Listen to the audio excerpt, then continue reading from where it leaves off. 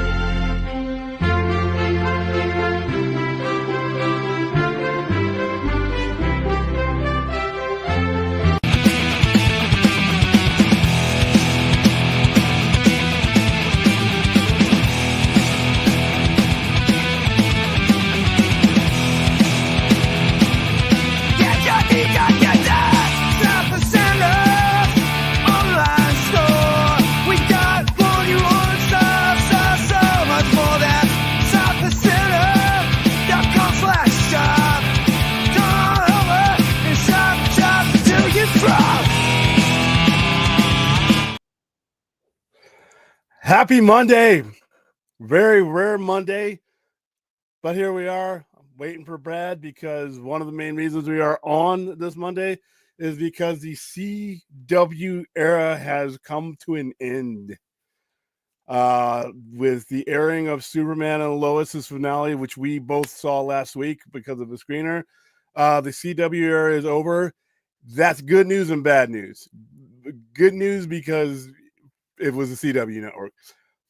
Bad news because you just can't help but be reminded that if they had put the same type of effort and quality into the CW network in general as they did in this show and it's 4 years on the air, we would be having a completely different conversation, not only about the CW or whoever it would have become, but the entire DC motion enterprise. If they would have gone with mainline characters and we didn't have this stupid ass one whatever at a time garbage mentality that dates back to the mid 2000s, just think of what the CW could have been. When you're watching Superman and Lois, and like I said, I'm not as big a fan of it as Brad is, but if in the totality of the CW, it is their best show. It is their best show on every level. It's their best budgeted show. You could see that there's a commitment there to it. Like I said, it's kind of makes what the CW was worse because you see what they could have been. You see what they could have done. And they didn't do it until the very end, which is kind of sad at the same time. But like I said, I had my issues with this episode, the way it ended. Are we going to spoilers? Yeah, we're talking spoilers, by the way. In fact, let me put the spoiler alert on there because it has aired.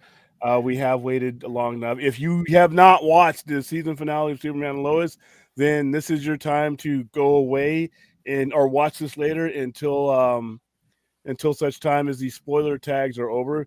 So we're going to talk about that first, and then we're going to go into the trailer. Not trailer, but not even a trailer. It's a full fucking 8 minutes of Kraven the Hunter.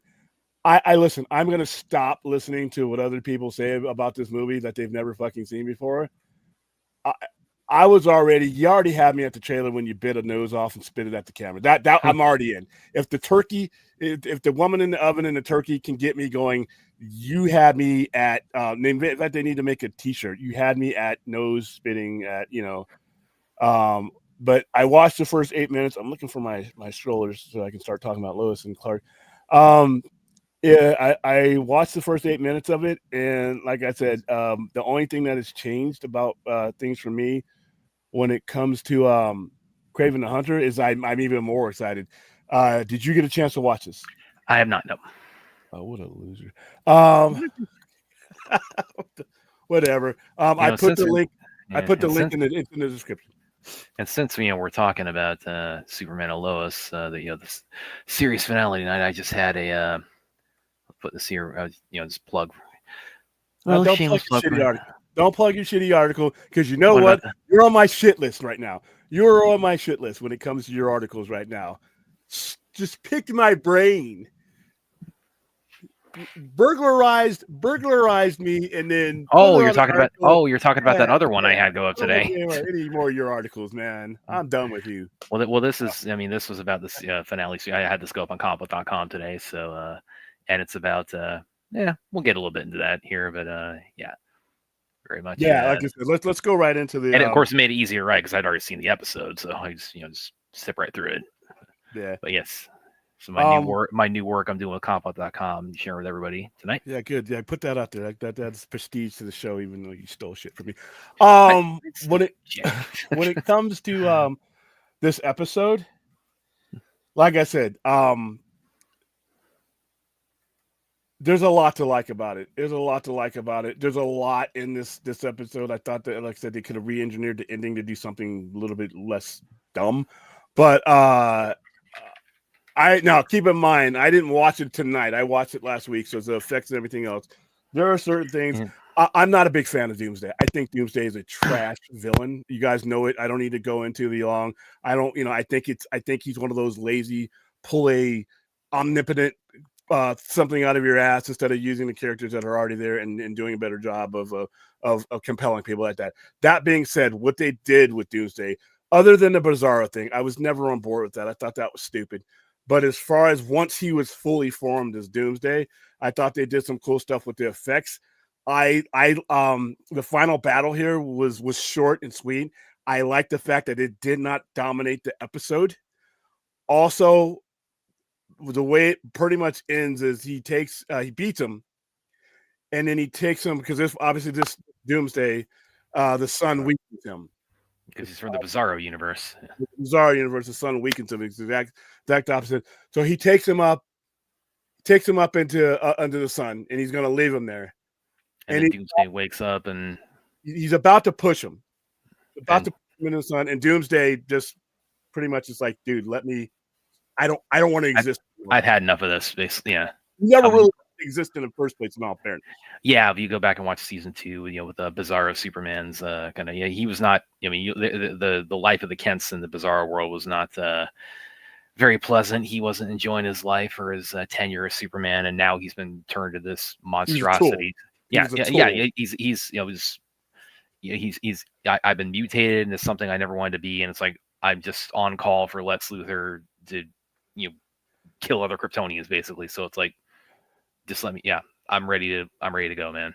And if you look at the way Bizarro has been written, when he's not inherently evil necessarily, and he's been made to do things or he's done things that is not. And when you put him in Superman's world, the storytelling comes with the contrast and how he sees Superman, and he starts thinking, how. So I that part I was on board with.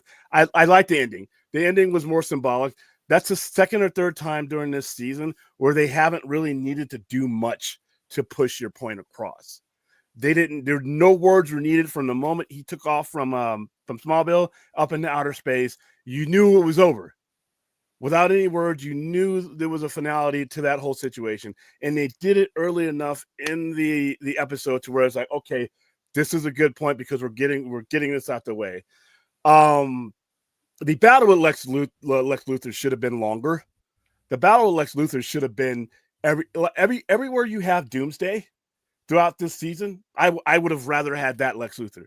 Well, it's interesting. I mean, it's weird you say that because I mean, the first half of the final episode is pretty much just nothing but action. Yeah, but to me, Lex Luthor was a much more meaningful villain directly than Doomsday ever was, or Bizarro, to be honest with you, because of the way they wrote him. And like I said a few weeks back, this is in a very long time. This is the best motivation and best used Lex Luthor in a very long time since BVS. And like I said, in all fairness, I never got to see the true fulfillment of that particular version of Lex Luthor. So it's kind of like a handicap match. The ones that were in other versions of CCW, I'm going to try to hold a straight face John when Cryer I think of them. Yeah, and I love John Cryer as an actor. I did not like him as a I wasn't too enamored with his Lex Luthor. Superman. So and to be honest with you, movie wise, Kevin Spacey did an okay job, but Kevin Spacey's a much better actor than what he showed in that movie. I don't know why it seemed like he was all bad, but this version of him, the motivations of him, and the way he carried those motivations, it just wasn't some stupid comic book villain motivations. He had legit. Yeah, well, and the thing I loved about like his role on the show is that it's actually kind of like a yin and yang sort of thing between like Jesse Eisenberg Lex and Michael Cudlett's Lex, where it's like, Eisenberg's Lex, like his motivation is macro, Cudlett's is more micro in terms of like the scale of what's driving them. In terms of the backstory that leads both of them to have their enmity with Superman, and that's something I really enjoyed about the kind of the parallel between these two versions of Lex and any Injustice fans. If you're not a Injustice fan, you should be. It's an awesome game, awesome comic series. Definitely some visual cues pulled from Injustice in that final Lex and Superman fight, and also a little bit of throwback to Man of Steel too, with the whole like you came after my family, my town, everything. I mean, that made me think back to you think you could threaten my mother. So I realized talking to people earlier this evening after it aired, just how many people don't have a connection with Injustice. I did not realize. I did not, because I started referencing things like that, and a lot of the Superman fans, because like I said, they're not gamers, they're not on YouTube, they're not doing anything like that.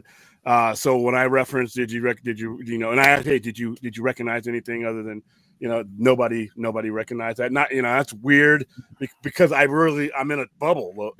I'm in a that bubble. Jumped out to me immediately seeing those. Me and you are geeks, and then we're on YouTube with geeks and gamers, and people that are into that type of stuff. But when I show this thing, or when I the vast majority of Superman fans are just general audience people that will not catch some of these cues, which is kind of like you realize just how alien you are and how tight your circle is when I'm like, you guys ever heard of Injustice? And like they're looking at me like, all right, never mind. I'll watch my show. We'll talk about it someday. Because and a lot of times when we were talking about the evil Superman, when the Snyder Cut and all that came around, and I would bring up, just people that were in my story. Hey, how much does this remind you of Injustice? Because that's what a lot of people online and in our community reference to. I wasn't getting anything. It was like, okay, move next subject. So I'm like, I thought everybody that I would, talk to would have played that game. I was all about that game. And then when the second one dropped, I'm waiting. I mean, hey, when are we going to Injustice 3? WB Games Studios. I don't think I don't know how well those games did either. Too.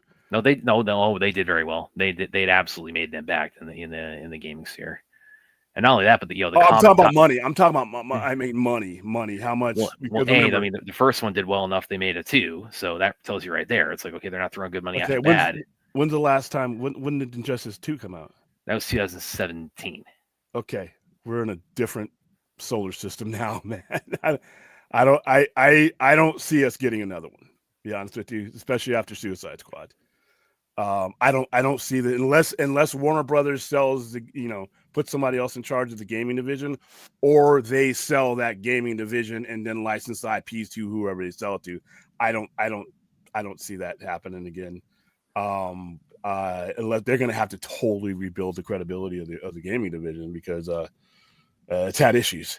And I don't know if this particular crew of people are going to invest in it like they should. Like what James Gunn was saying at the beginning of all this, when he said he was going to tie the games to everything else, that's what I think would help it.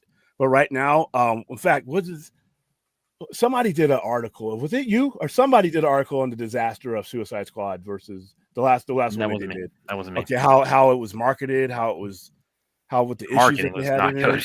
Yeah, there was issues with the game, and that kind of shit hurts you. I don't see an Injustice 3 coming unless it gets tied into a motion picture storyline or something. I don't see that happening. Could be wrong, but I just don't.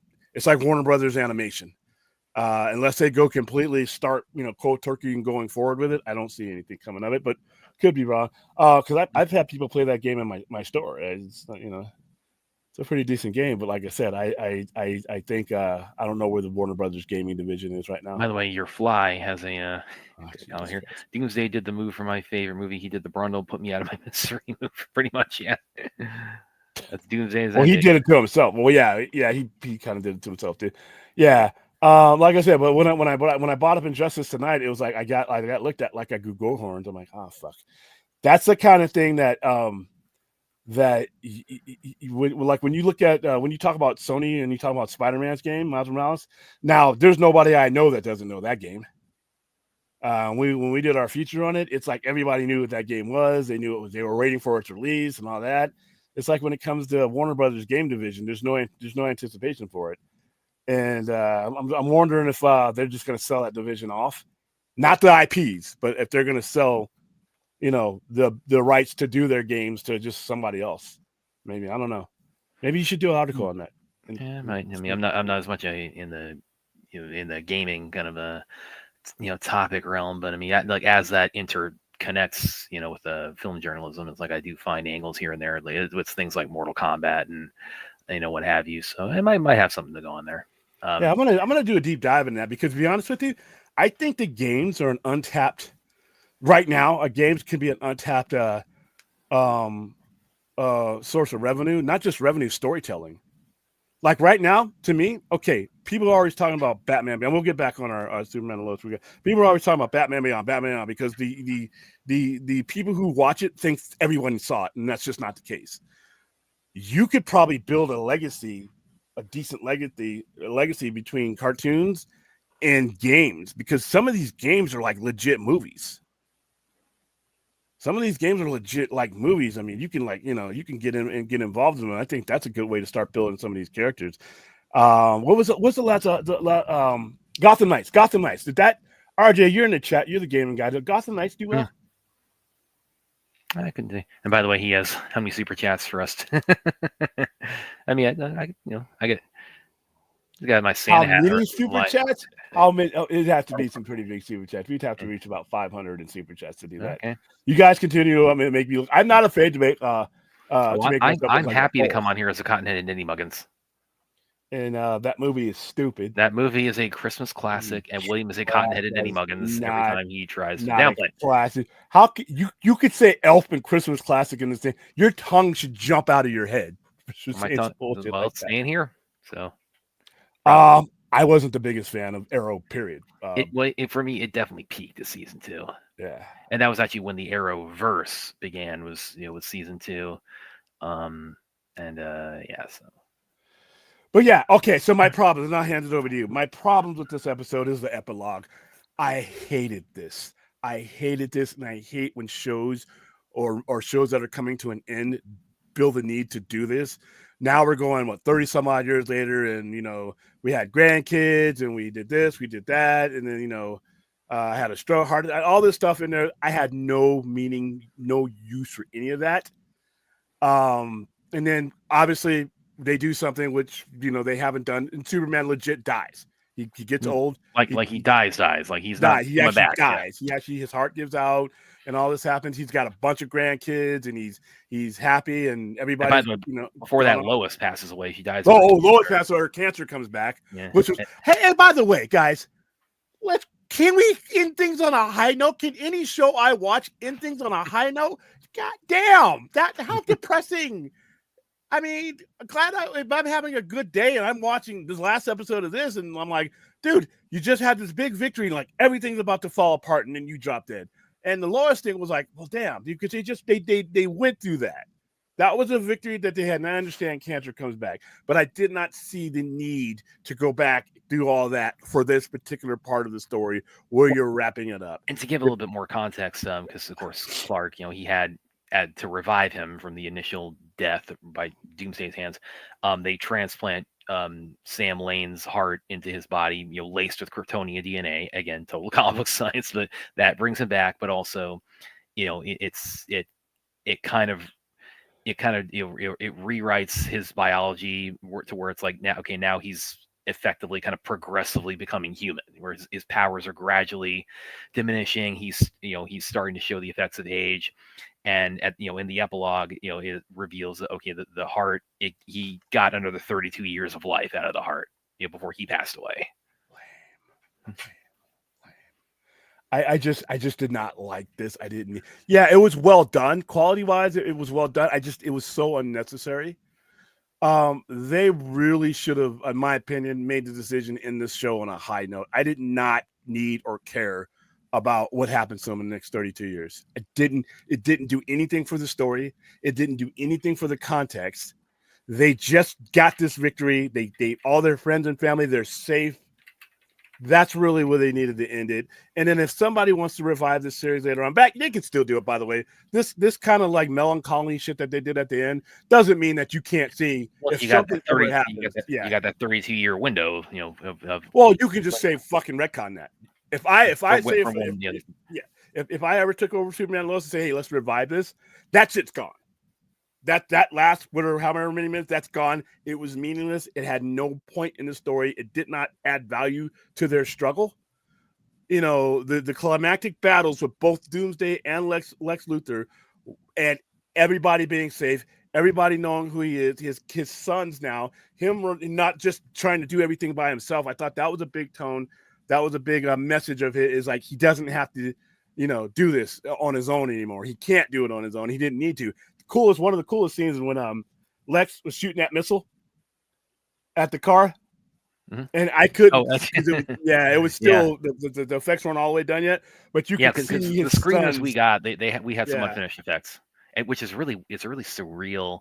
That hasn't happened to me much when but there's a few instances, including this, where I've gotten screeners with unfinished effects, and it's so weird. It's like the penultimate episode had it much more, where the effects, which was really weird because I watched that hours before the episode aired with finished effects, so it's got. Because they had that screener ready for you like weeks ago. And But they've got it had parts in it where like Jordan and Jonathan are flying around, so it starts with them standing, and they kind of just do a little hop, and then the screen shows it has like Jordan Jonathan written on screen. They're just zigzagging across the screen, the little 3-dimensional figures from Tekken back in the day. And there's a lot of like partially rendered, like Doomsday is in it, or like Lex standing in front of a green screen. So it's really when the final collision between him and was all green screen for us. Yeah. But there's a scene in there where the missile is about to hit the vehicle, and they save what's her face. And they bust through the vehicle, and you see them grabbing her and going out, and Lex is like, where did they take her? Probably small. But by the way, that's a fucking stupid question, Lex. Where did you think they were going to take them? Where do you think this is all going to end up? I'm like, there's some stuff in here that was kind of silly that I let go. But yeah, overall, I enjoyed the episode. The last 4 episodes of this series were very, very strong, very powerful. The entirety of the series wasn't written this well, by the way. There were, for me, when it comes to Superman and Lois, even though I think it's the best CW show, there are more weak spots than strong spots during the 4 seasons. But the last 4 episodes are ones that were pretty much consistently good the entire time. I think had this show got a 5th, 6th, or 7th season, I think like a lot of shows, it would have rounded into a very strong show, a very refined show. But, it being left where it is, once again, congratulations to anybody who loved this show and bought into this show. You got something that a lot of DC fans don't get, and that is a ending. May not have been the longest duration of the show you want to, but you are not left hanging. You are not, subtract the 32 years nonsense. You got a resolution to the Lex Luthor storyline, the Bizarro, the Doomsday, the Superman's identity. You everything that you needed to get resolved, you get up and you from your TV or computer, wherever you're watching from, and you have been fulfilled. Could it have been done longer, better, whatever? That notwithstanding. But you got something that a lot of comic book movie fans, especially when it comes to DC the last 10 years, did not get. So if you did buy into the show and from episode 1 all the way to now, congratulations. Congratulations. That's a victory. That's a victory for people who, even if you don't like Superman and Lois or wasn't your thing, the fact that a Superman fan or group of Superman fans, DC fans in general, got an ending. How many times have we been able to say that over since 2013? Not very often. So there you go. I'm going to hand it over to you because that's my thoughts. Yeah. I thought it was a strong finish, except for that epilogue. If I ever do watch the episode again, I'm just going to just ignore that. But William and I are definitely going to part ways on that because I mean, obviously, I'm the resident Superman and Lois fan on the show here, and I absolutely loved how they concluded the story. And again, it's just testimony to me how much really look over like the time that Superman and Lois has been on the air. It's had in that time with mergers and the CW, shifting into something new in the Arrowverse, ending kind of in the backdrop. It's really had like a lot of shit thrown at it during that during its run, consistently through its run, where that it's had to navigate, and it has managed that so well that the external circumstances going on within DC and within the network and and everything surrounding that have never been reflected in the product itself. The show has consistently managed to avoid letting any of that seep into it, and I absolutely love that about it. Again, like I said, it's definitely the most cinematic Superman live action show we've ever gotten, and you probably have all seen me, like I've written quite a few articles on Fortress the last few weeks, and I'll definitely write more about this on fortressandcomic.com going ahead. And even with this truncated final season, because it's the shortest season, it's 10 episodes. It's when the show started, they were getting 15, and even that's shorter than what Arrowverse and Smallville got. They got 22. Kind of the standard, or standard at the time. That's kind of receded now as far as like episode count on even streaming or on basic cable. But this show has done it. It's the fact that I went in with such low expectations, and the fact that I feel so fulfilled as a Superman fan by the end of it, and that it's done things that I didn't think, I never expected a Superman movie or show to do. Like revealing his identity to the world, like we're doing a Doomsday rematch now, and Doomsday's gonna do seppuku basically at the end. Like, okay, it's like I've had enough of this life. Let me go out on my own terms. And the conflict with Lex, how that's played out, and the dynamics between the Kent family and the roster characters in Smallville, it's all been handled so well, and it's been so engaging consistently. And bringing John Henry Irons again, other than that crummy Steel movie we got in '97, it's like that's definitely not a lot to go on for his tenure in live action form. So this is way massive upgrade. And then the fact that one thing I say a lot, and this is actually something that really dawned on me when I first saw Avengers Endgame, and this is kind of really how I look at now a lot of comic book movie media, movies and television. I mean, Endgame, obviously the MCU is still ongoing, but I think we can all agree that the movie has, it has a feeling of finality to it. It has a feeling of like all roads have led here. This is the culminating moment. This is the final chapter of the story. This is, the battle for the fate of the world kind of thing. And I remember coming out of that, seeing it for the first time and thinking, yeah, that's what I really loved about it. And that's what I love about, in superhero storytelling, in, epic storytelling, and in these things, they have and these characters and these franchises, they have a weight and an impact and a longevity and a legacy to them because they eventually end. And when I say that, they eventually end, they eventually conclude their story. They don't eventually end like, and we're just pulling the rug out, we're just cutting it off. It's like, no, these things, they last and they resonate because they get to, and here's where the final chapter is. Here's where the story ends, and that's what I've loved so much about this season is that they have done in every instance done everything they can to really not only the show is ending, but we're concluding it in a way where it's like you will feel like you have completed a journey with this version of Superman, and you truly do. Not just in the sense of seeing him triumph over Doomsday and Lex Luthor, and in the final battle of the show, but also, and this is where William and I part ways, is the epilogue, is the fact that it does actually show him the conclusion of his life. Like we see this Superman, he finally passes on, and he finally but he leaves his mantle to his sons, to John Henry Irons, to to the people around him, because he inspires them to take it up, and it's a great shot too. Which also, this was an unfinished shot in the screener. I've seen it since now on the episode's been released, of them all flying through the sky. It's like Superman and the two sons, and then Steel and John's daughter behind him. It's like that was really cool seeing that, because again, the fact that it's like, and he plays on this in the epilogue, saying, I started thinking about my legacy, and he recognizes from his heart, okay, I've only got so much more time now. I am not essentially immortal as I was before, so what can I do with that now? And yeah, that's where the epilogue is. I mean, the epilogue just had me really emotional watching it, because It had me looking at my watch. no, it really got to me, because Yeah. it's like this.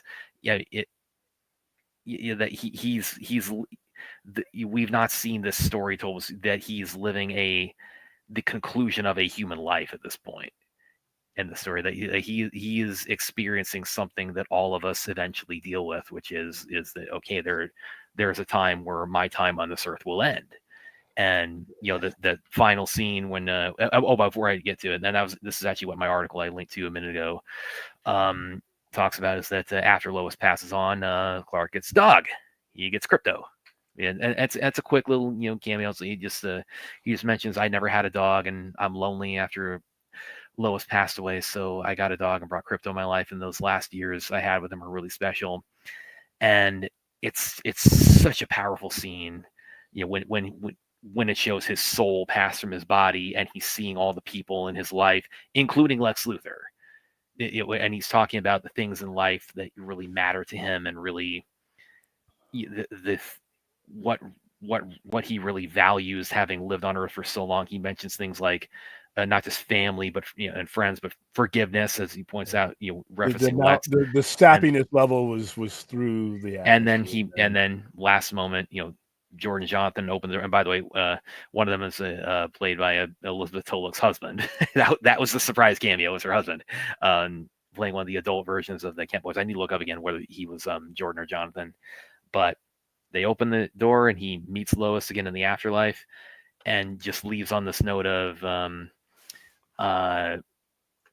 find something to love in this life, because it goes by so fast. That's the title of the episode. So my book, You Stuck the Landing, Superman and Lois, and this is as far as like Superman media, this is something I'm definitely going to cherish and value, and really hold a very special place to for the rest of my life. As far, with what I've how highly I regard Man of Steel and the Snyder verse Superman saga, and Superman the animated series, and Williams' thoughts notwithstanding, Smallville, and what else? And like the first two Christopher Reeve movies. Hey, listen, guys, let's listen. And now Superman and Lois.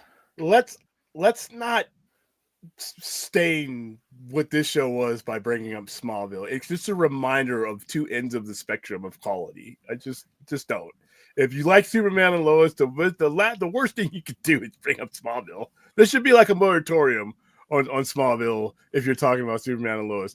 What was and what could have been. That's what you just want to call it. So anyway, I like Smallville. Whatever. And I put it on my pedestal of Superman's greatest hits adaptations, and Superman and Lois is now there too. That's like putting it was monkeys, putting the it monkeys on was. the I'm Beatles. muting William as I'm giving my emotional thoughts on the show right now. Lame with a capital L. But hey. So yeah, long. By the way, Cliff Notes. Williamsburger. Let me. Here you go, Williamsburger. So if it tells you how much you guys are paying attention to my social media, I eat salads on a daily basis. I don't know why you guys think that otherwise, but there you go. Anyway. So yeah, all told, love the show going in. Love it as it's wrapped up.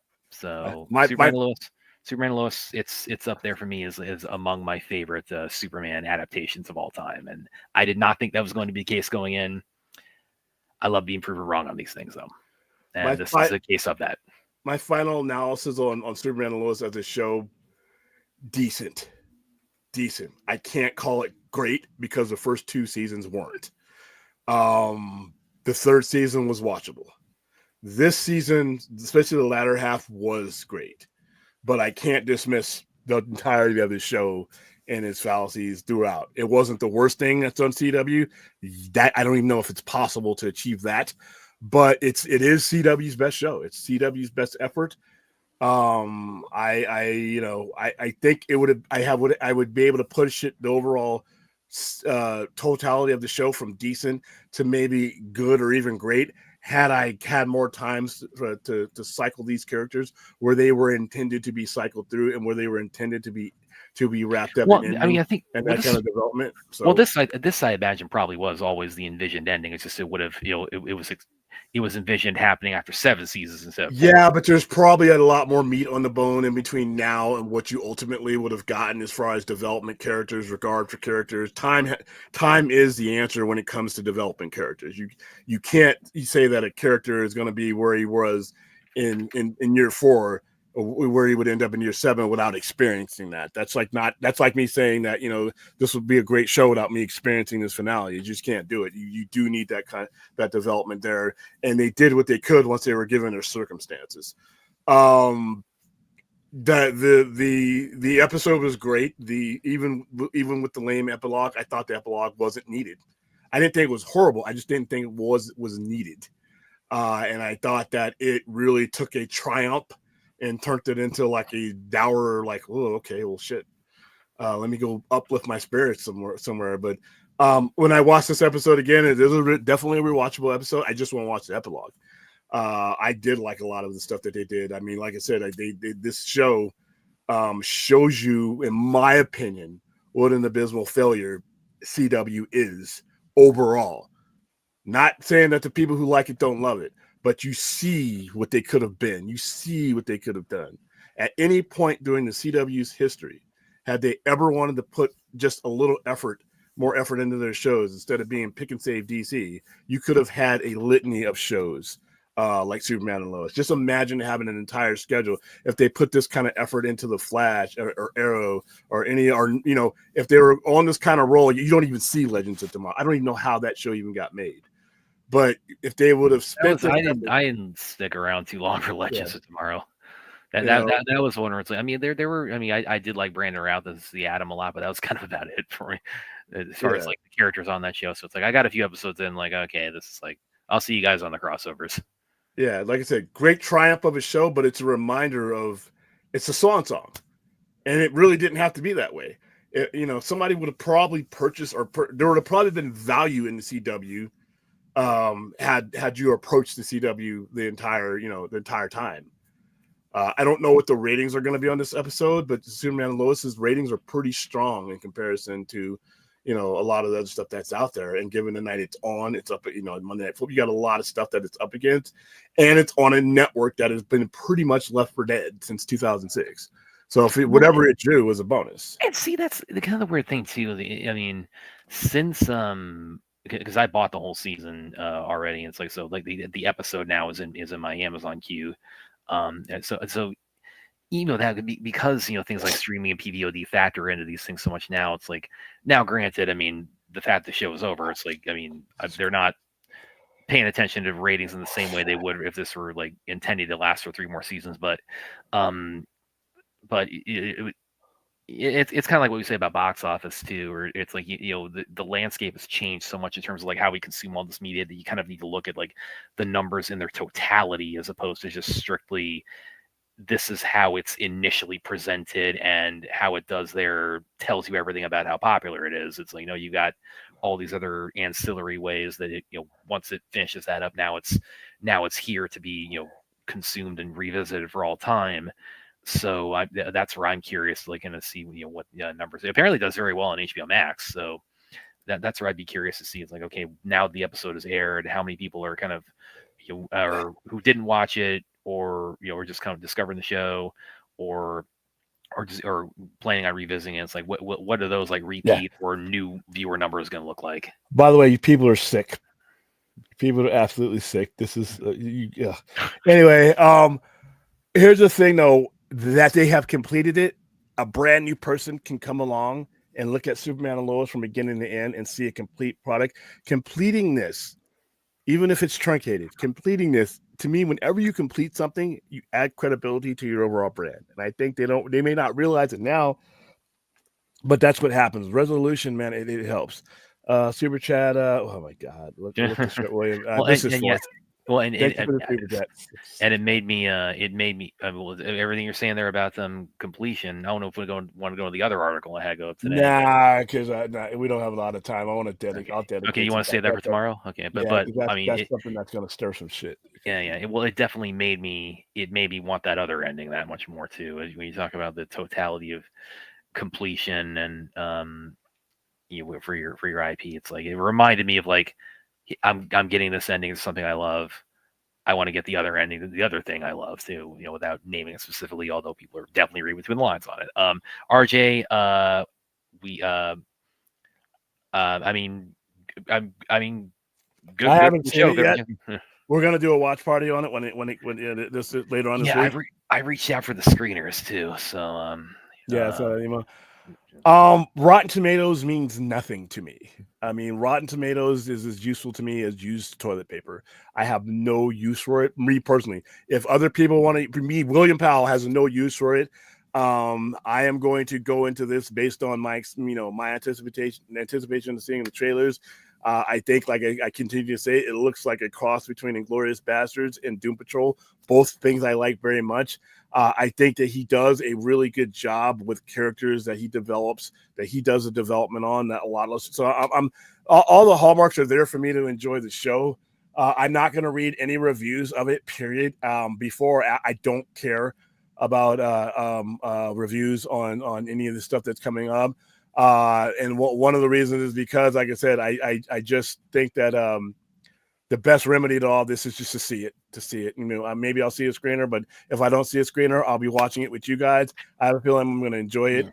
One of the reasons why I have no use for reviews and it's sort of the pre-bullshit stuff that goes on is the movie that we have 8 minutes of tonight. We don't have it. I put the link in the chat. We're not going to watch it because we're not going to put it on here because Sony down. Although it's like you're putting it out there for people to watch, and you're going to pull us down because we watched it. That's like, well, they want you to watch it directly. They don't want to distribute it. Here's why they put that out, though. They put that out because of these stupid predictions. And oh, you talking about the box office? Yeah, and I hate this. I really hate this. I think that the trailer for me did its job. The two trailers that we've gotten, have done the work that needed to do. When I'm watching Kraven, personally, I don't care.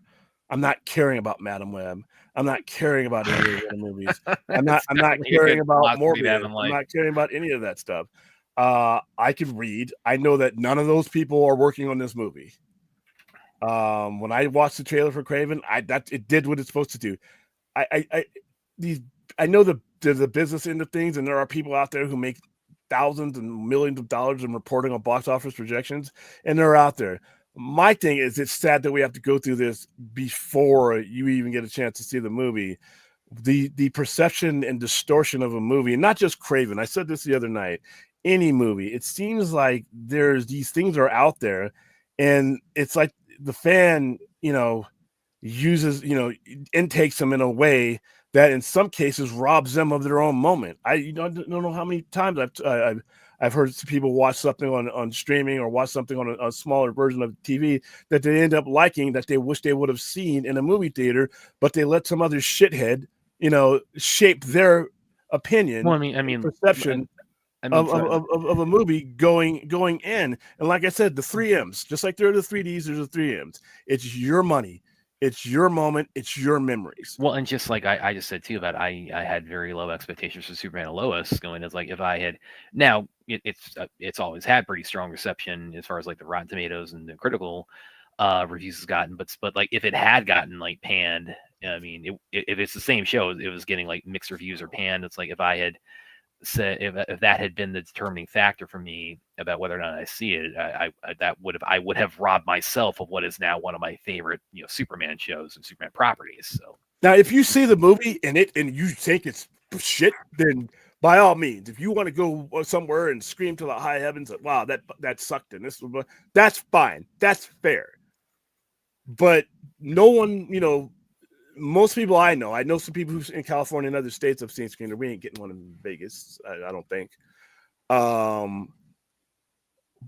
Most people have not seen this movie, and fans take a box office projection as some kind of gospel that they need to reference whether they should see a movie or not. That box office projection it's not gonna mean shit to me, because some of those have been wrong, and B, there's been plenty of good movies that didn't make money outright, and then some really shitty movies that made way too much money, more than they were worth. But so at the end of the day, I need to, that number's out there for the Campias and the Grace whatever's and all those people. That's their deal. They can project that, they can put that out there.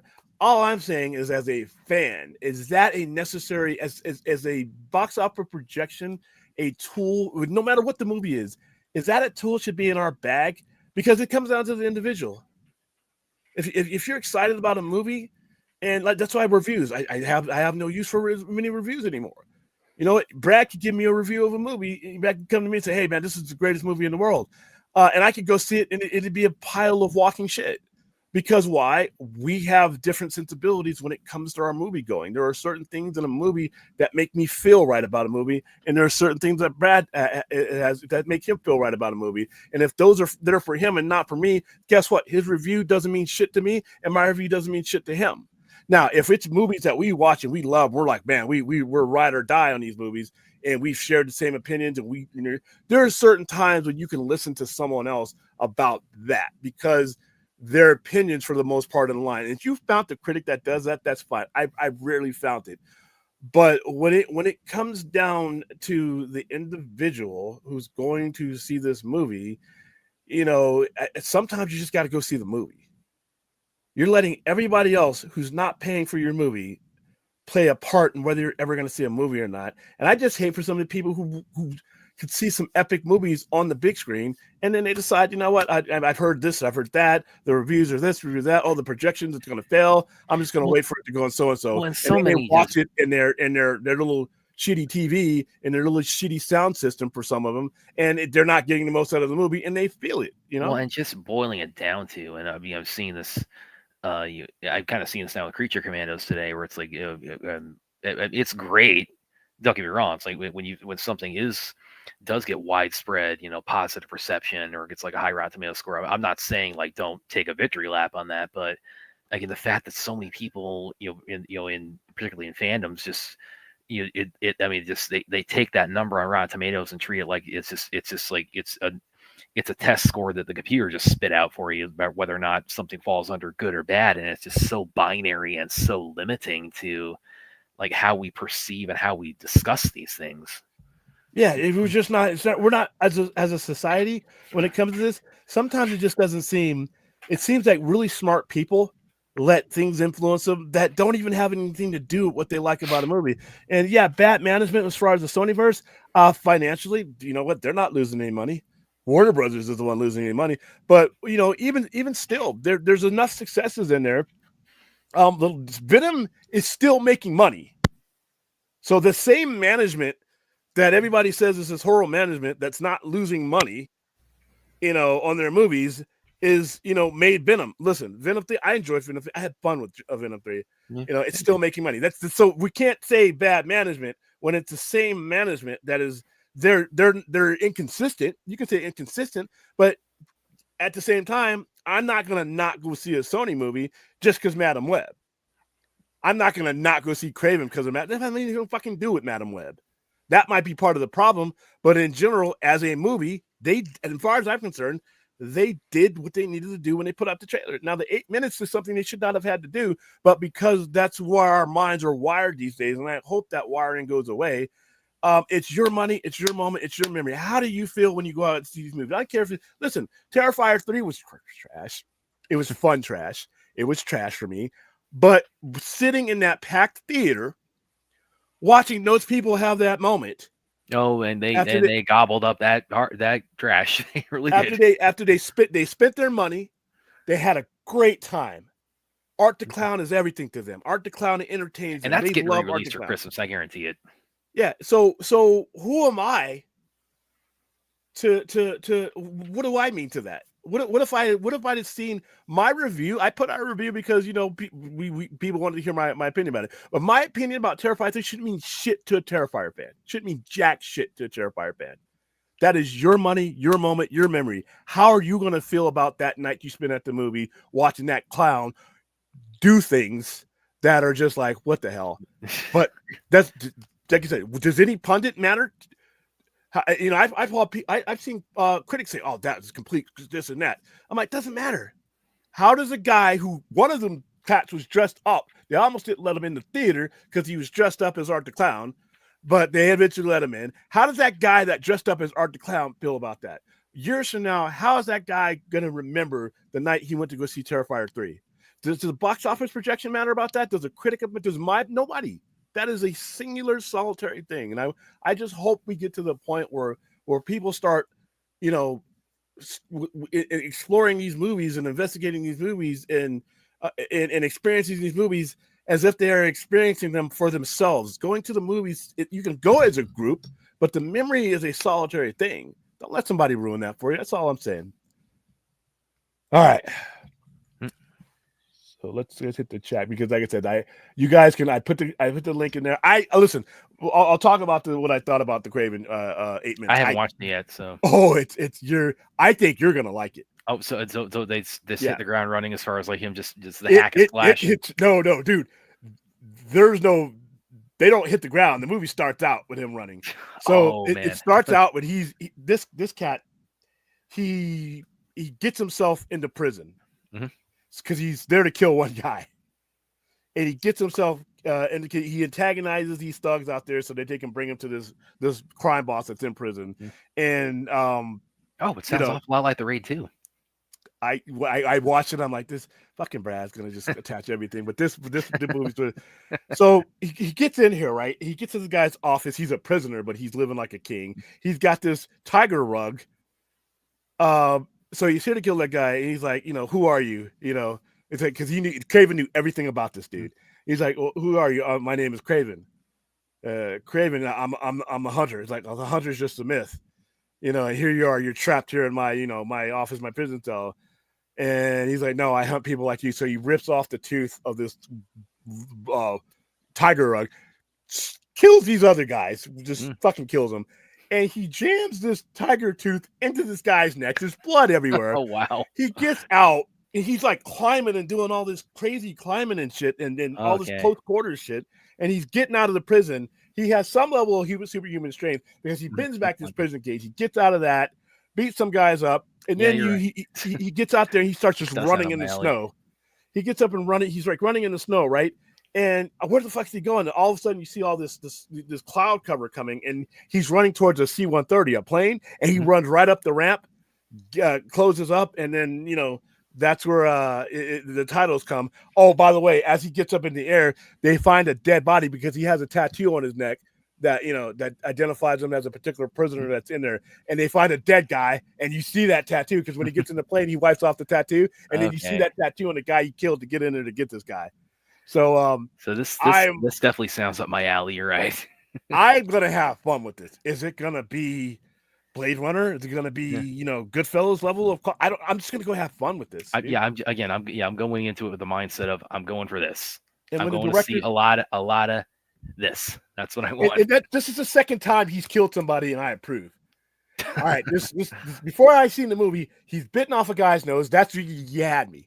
I didn't need anything else. You had me at that. You used just improvise a lion tooth and just killed 3 dudes. But one of the wow, things that about sounds this pretty is, cool. and the director is like, just give my movie a chance. Just give my movie a chance, and I'm like, that could apply to a whole bunch of other movies. I mean, especially if they're in the genre. That's why they put this out there. Is I think people are like, this is not. By the way, studios do this all the time. They don't always go 8 minutes, but they do this all the time. Avatar 2 did it. Avatar. Yeah, I remember the Mortal Kombat review did that. Where they put out like the intro fight scene or something like that. Now I could go see this movie, and between that 8 minutes and the trailer could be the only good minutes in the movie.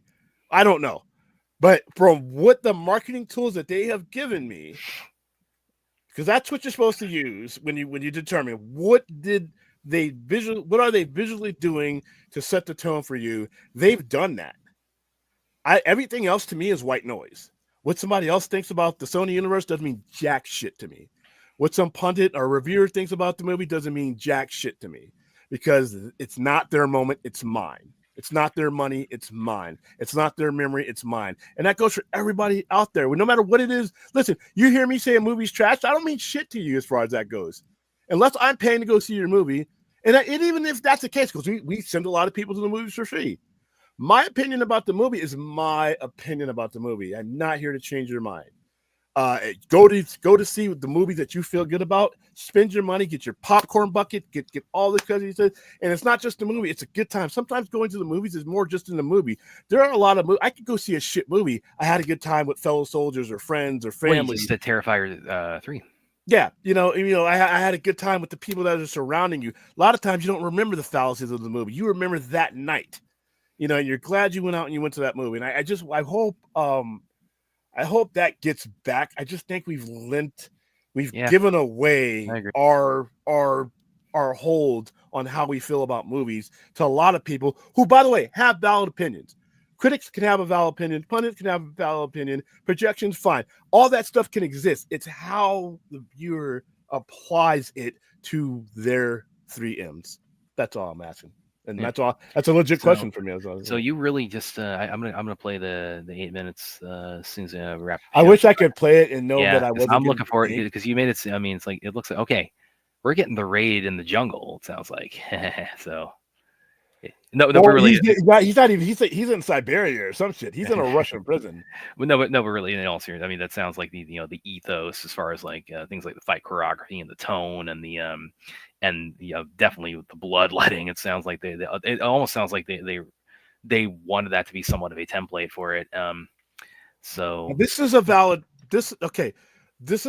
criticism, because even I've made that criticism. Yeah, I agree. I cannot apply this criticism to this movie if it looks good. If it looks like I said, I'm not thinking about their incoherent universe and all the missed opportunities about Madam Web when that guy's nose is flying towards my screen and then it breaks the crate. I'm not thinking about that. That is something that I do think Sony needs to do, and I think they need to create their own energy around their universe that is not dependent or reliant. What Tom Holland is doing with Disney is something completely different than what Sony can do with the character that they own. And until I get some legal in writing that says, I hear Campia say it all the time. I hear some people say it all the time, saying that they can't legally do things. I'm like, I don't ever remember any legal agreement where they would see, because in Madam Web, Peter Parker's in there. They're not as much as they wanted them to be, but they were planning on using or in the way they wanted it to be, or in any kind of coherent way anybody wanted it to be. But he's there, and their timeline didn't line up for that, so they could have used it. I don't think they can't use it. And like I said, somebody's gonna have to show me that. Everybody else is just guessing on it, but you own the IP, so I don't ever see that being the case. But I remember talking. We were kind of like everything we're saying about Craven right now. We were kind of saying in the lead up to Madam Web because we were kind of like almost being apologists for Madam Web leaning into it. And I remember like after we both saw it, we were like talking before we came on the show. We were saying, "Oh yeah, the ending, like the last 20 minutes, that should have been the beginning of Madam Web." Yeah, it should have been the beginning. And I think that's what I think that they don't have enough faith sometimes in their ability to do a live action Spider-Man because they are so reliant. They have tied their umbilical cord to everything Disney that they don't feel that they need or want to do their own thing because they are afraid of what could be compared. When I'm like, dude, you own the IP. You have two individuals right now that people would kill to see on screen again. So I don't know why they do that. I'm glad. Listen, I'm glad it meant everything to you. But like I said, but you were already going to go. See, my opinion was never going to affect yours. You were already with everybody. You guys are all in. Really though. I mean, Madam Web. That's one where it's like, the dog pile or the punchlines become that is justified FEO because I mean after seeing that. I feel, oh yeah, this is a laughably mishandled, butchered, incoherent mess of a movie. This is not they cut it all. up. When you watch Madam Web and you know what they were going to originally do, you can see a movie in there that should have been made. They cut that movie up because it's worse than Justice League. I think it might be worse than Justice League. You can tell it wasn't the movie that did because you can read the lips. The shit that they're saying, the ADR, it's all bad because that's not the story. So I'm going to give them credit to the point where or give them, some defense is that that's not. They meant to tell a Spider-Man story. Yeah. And they lost their balls at the end. This I mean, it might be as far as like how much something got butchered. It might be worse than Justice League. It really might be worse than Justice. Well, I can't even take that seriously because that was such a massive change, and that was the expectations from Madam Web were what they were. The expectations from Justice League were much higher. You're dealing with the Trinity, and you can't do what they did. But once again, they're a footnote in history. But when they don't make it in the box office, these so smaller films get up. Yeah, like I said, Slumdog Millionaire. Some of these movies, there are a list of Academy Awards and award winners that were in movies that I didn't even know existed until their asses hopped up on that stage and grabbed their statues. There you go. But yeah, I think that's where movie talk has gone bad, is because it's not about Brad. How did you feel about Monkey Man? How did you feel about The Raid? How did you feel about this? How did you feel about that? It's all about a bunch of shit that has nothing to do with the movie, putting weight on any given movie. Whether the movies I like, and I'm going to be consistent here, movies I like and I don't like. Like I said, there are movies I see with that I go to. If we got more than 50 people going to some of our screenings, I'm there for some of the movies I don't like. I sat through a Harry Potter movie once. All right, I held the vomit in my mouth because I'm just not a big fan of Harry Potter, and that was there was a long ass movie. I forgot which one it was, but I was there because we had a crap load of people there. Right, those people love that movie. Yeah. Those people love that movie. If I gave you a review of that movie, I'd have been like, "This movie fucking blew. I want my 2.5 hours back." But that doesn't mean anything. Doesn't mean anything to that Potter fan. Some of those fools are in there with their scarves and their glasses and their books and their wands. That is their moment. And if somebody would have came out with a box office or projection, and that's great. But does that person need to intake that?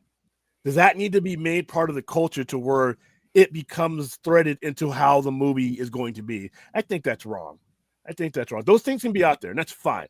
But like I said, I hope we get better as fans to be like, you know what? Fuck it, I'm going to go see it anyway. That trailer looked great. That poster looked great. I've watched this guy's other work. I like this guy's work, and I'm going to go see his movies.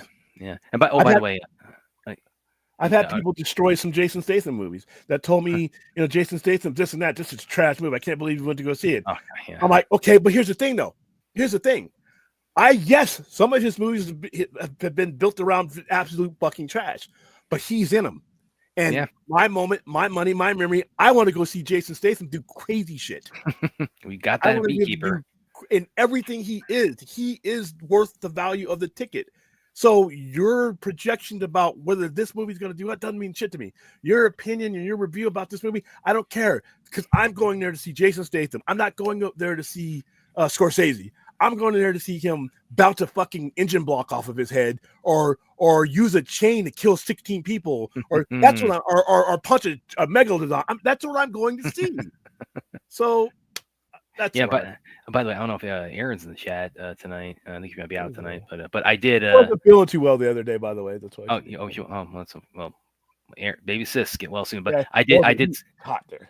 I did see Wicked over the weekend. And that's kind of where I wrote what you're saying. It's like, yeah, that's not. I mean, I did enjoy it, but I mean, it's not in the way that like Aaron did, because this like, again, that's her moment. That's it her. Means something. It means something different. It resonates with her in a way. Just the whole world and the whole DNA of Wicked resonates with her and with that audience in a way that just doesn't. So if I say I don't like it, that should not dissuade anybody. So, and that's not to say I didn't like it. It's like I did enjoy a lot of it. But it's not. I'm not the audience that should be the barometer for whether or not you see Wicked. And clearly, that you look at the weekend results. Clearly, that's the audience that it is made for. They came out with a vengeance. By the way, both that and Gladiator are still doing strong, and Moana too. It's like Moana's breaking records. Apparently, this is like the biggest Thanksgiving weekend box office wise. Like, where is Wicked? Because I know Moana's at like $300-something million. That's gonna be $1 billion movie. No, Vince, I did enjoy it, but what I'm saying is, like, if I were to tell you, like William says, like, oh, Wicked is just like, it's a complete waste of my time. It's like I want my 2 hours 40 minutes back. It's like that's not. I'm not the. I'm the casual at best, kind of viewer. It's like I want. This is popular. It's like Thanksgiving. I'll check it out. It's like. But Wicked's at don't take me telling you if I were to say I hated Wicked, that should not tell you if you're on the fence about it, if you're really interested in it. It's like that should not tell you avoid it at all costs, because I'm not, it's Aaron. Aaron's the one who's like who is somebody who is like waiting with bated breath for it, and who is very invested in that. If she tells you, as she did, that this is fantastic. That's what that's the thing to pay attention to as far as like your barometer for Wicked. If that's something you're really into, like I said, I enjoyed it. I had a good time with it. But if I had gone the other way, it's like don't let that talk you out of seeing Wicked. if I had said I thought it was terrible. Movies are like a song, too. I think movies are like a song. You could take one song from a group and it's going to mean something to everyone differently, something different, because where were you at when you heard that song? How are you feeling when you heard that song? Did that song change the way you were feeling? Did that song make a permanent impression? When you hear that song, do you think of all those moments? Do you go back to the very first time you heard that song? What do you visualize when you hear that song? And for everybody, it's going to be different. There are people who are going to listen to. I remember having a long discussion with an Army buddy of mine about Pearl Jam, and we had nothing to do. We're sitting on the tarmac in the middle of the fucking desert, and we're like, okay, let's talk about some stuff. So we're talking about that, and we're going over the song Small Town, Woman in a Small Town, and it's off the Versus album. What that song meant to us as far as that goes, and we came up with two different distinctly worthwhile and meaningful interpretations of that song, because he heard it someplace else in a different point in his life, and I heard it at some place in mine. And that's what a movie is. It's just going to affect you a different way. Whatever you're going through in life, whatever kind of day you're having, that affects how that movie impresses you. And there's no exterior person that can really affect that for you. Yeah, critics are professionals, and I hear people say that you wouldn't buy a car without professional advice. You wouldn't go to somebody who didn't know about computers to help build your computer. I can build my own. But in any event, yeah, those are things that most people don't know how to do and don't know about. There is each and every single one of us that are watching these movies, watching this show, anything, we all know what we like.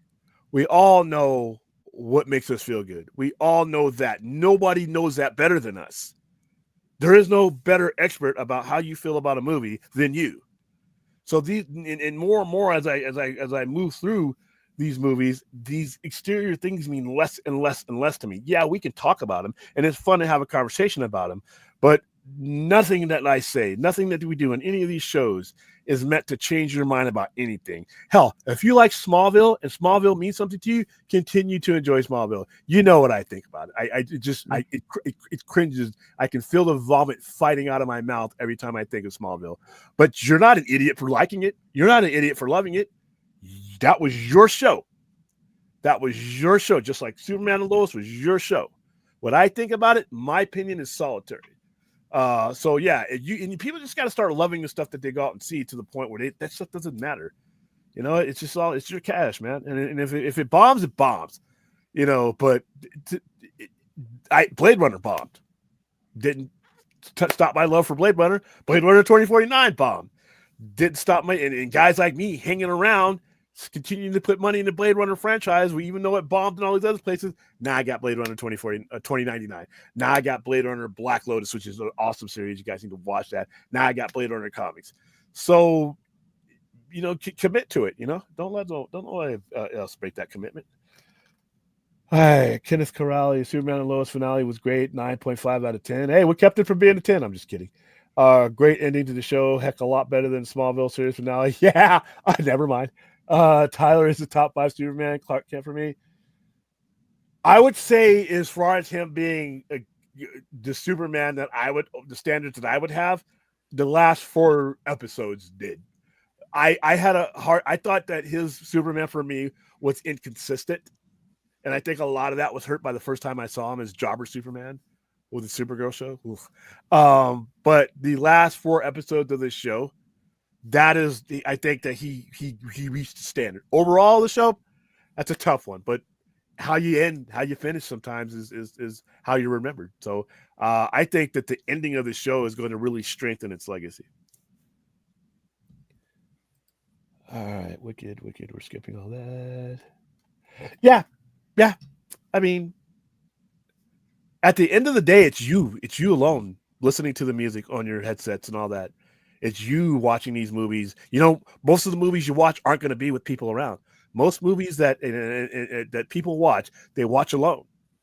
Especially if you're watching them over and over again. I'm not going to get anybody else to be watching Godfather 2 with me all the time. It's just a 3-hour movie.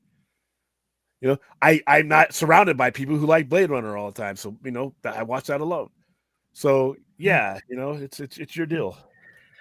It was Elizabeth Tollick's husband. You know, he played and she teased that a little bit on Twitter. She thought, oh, that's like Fans of Grimm. You might want to tune in tonight. And he played. I need to look again where he was the adult version of Jordan or Jonathan, but he in the epilogue in the final part of it. They had people looking for somebody else. I didn't. Everybody thought it was going to be Supergirl, the Flash, or Brainiac or somebody. Some people thought it might be Cavill dropping in. So that'd have been hilarious. But no, well, and also, I mean, you know, we also got a Crypto cameo too. So not really. Yes, but not really. Crypto in name only, but you know. But that show didn't need that show didn't need the tone and the piece I wrote about come out of his eyes. The tone I wrote, the piece I wrote about that I linked earlier. It's like the showrunner, he talked about the tone of the show. It's like it's not mesh with a super powered talking dog flying around with Superman, but that's why it's like by the way, Crypto doesn't talk. By the way, he has thought bubbles. He's thinking. Yeah, that's true. So when you're adapting Crypto, you gotta tailor him towards whatever tone you have. What is that commercial where the guy's talking to his dog? It was about the Chewy. It's about the Chewy subscription, and he's sitting there talking to the dog. He's like, "Yeah, did you like the treat? Yeah, did you see my tail wagging? Sorry about the vase." And it's like, and the guy, the owner's like, "Can we just call it base like normal?" He was like, "Vase." I mean, that you could have done that with a different Superman show, but this wasn't the show for it. Well, they had a version of Crypto on Smallville too. He's called Shelby, and he didn't have powers or anything like that either. So it's kind of like, it's a little bit like the canine version of like, you should use your full name. I like the name Robin. Oh, that was so lame. I remember being in the theater and everybody was like, "Ah, come on," you know. But like I said, I had just sat through an underwhelming Batman movie, so I wasn't really expecting. Like I said, I don't know if I can watch Dark Knight Rises again. Michael Well, then Caine. we're doing a watch party. No, did we do that one already? No, No, we haven't. we haven't done any of the Nolan Batman movies. I'll have to set that one up, but I only have any desire to do one. And be honest with you, if we do it, we're only doing. I have a version on my drive somewhere where it's just Heath Ledger scenes. That's all we're gonna watch. We're Well, not the gonna movie probably doesn't make a lot of sense. It doesn't need to. The best part about that movie is him. And without watching it, when he's not on the screen, I just look for shit to do. I end up stopping the movie and moving on to something else because Heath Ledger is that movie. And like I said, if there's an Academy Award for box office for the next movie, because trust me, Heath Ledger made The Dark Knight Rises that money. Because when you go into The Dark Knight Rises, obviously you're the last movie you saw was that, and it's like, okay, sure.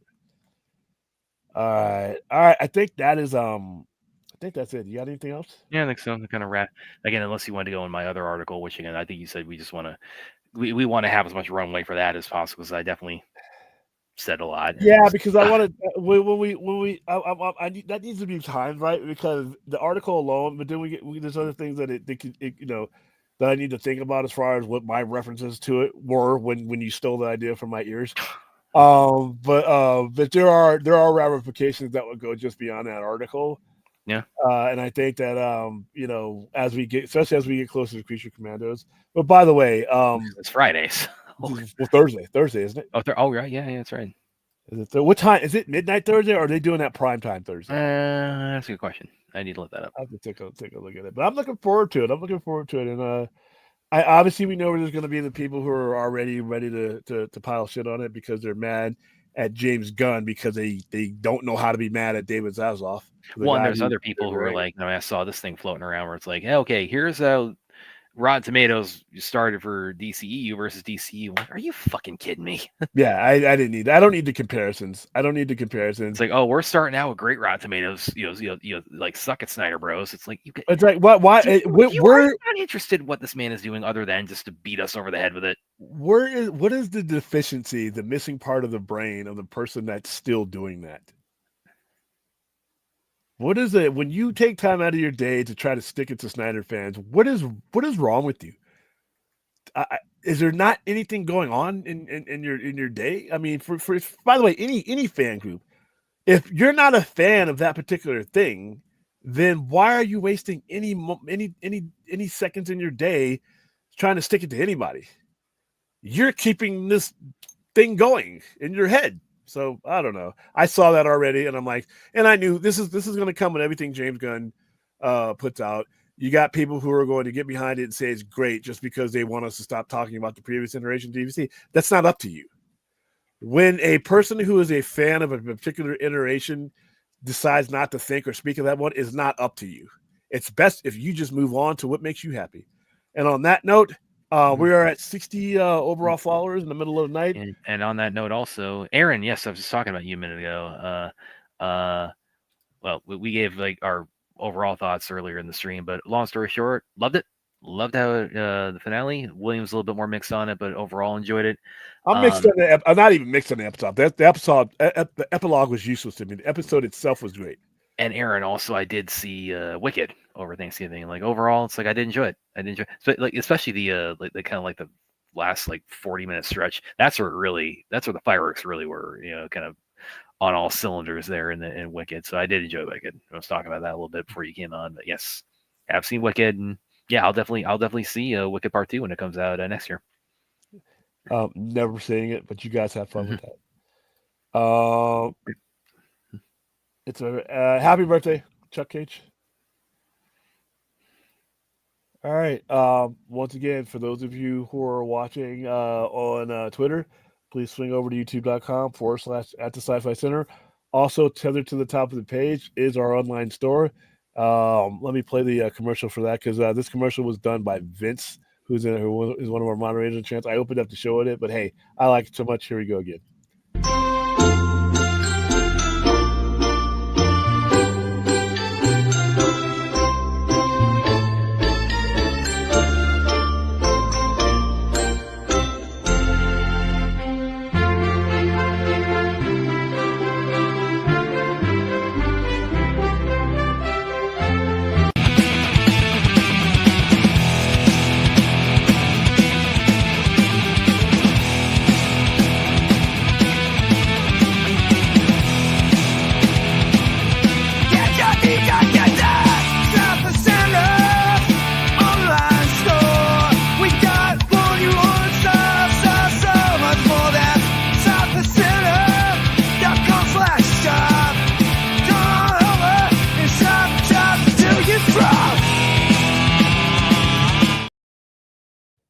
I like that. No, we're not wrapping up early. We don't even do a show on Monday, so anything Yeah, would have been normal early. circumstances. Yeah, we only did it because we got 8 minutes of Craven and Superman and Lois And we're concluded. damn so- sure not doing it on panel night. I'm not interested. No. Yeah, Saturday is really, unless we're doing a watch party. That's really what we do open the panels. We might do something for the YouTube channel members, things like that. But we got to have something to talk about. So the next time you see me, I don't know, probably be tomorrow, but we're definitely going to be doing some watch party. We're back to our normal schedule this weekend. So a lot of it, like I said, Black Friday, all this other stuff that went on kind of took me out of the streaming loop. But like I said, the actual physical store and our my other life takes kind of precedence over this sometimes. So there you go. Get some Batman Predators comics. Order them online for your store. Dan, where were you? Yeah, we talked about Kraven for a while. Yeah, you were here. You were masquerading as William's abs. Yes, I do think people are feeling apathetic about the Sony Spider-Man universe, but like I said, that trailer should have broken out. Like none of the trailers for any of that other stuff were like, ooh, wow, I gotta, this to me snatched me right out of the ether. So, all right, guys, that is it for me. I will see you guys tomorrow. Like, subscribe, share, and like I said, just. When it comes to this movie talk, when it comes to any of these things, no matter what medium it is, you are the most important person in that thought or that conversation because it's your money, it's your moment, it's your memory. And we'll see you later on.